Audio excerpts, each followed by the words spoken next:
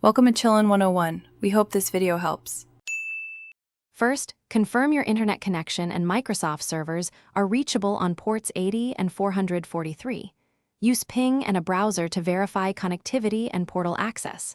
Next, stop the Windows Update service with net stop WUServe and then start it with net start WUServe.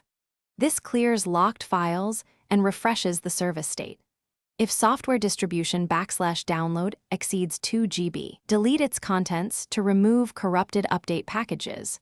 Wait 5 to 15 minutes after restarting the service before checking for updates again. If updates still fail, repair system components using dism and sfc commands.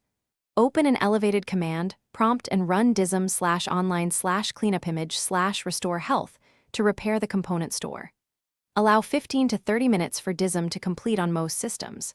After dism, run sfc/scano to verify and repair protected system files.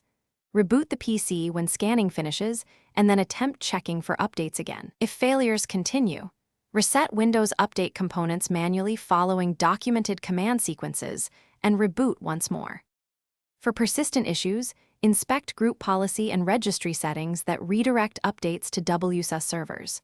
Open gpedit, MSC, or registry editor and look for policies pointing to an internal server.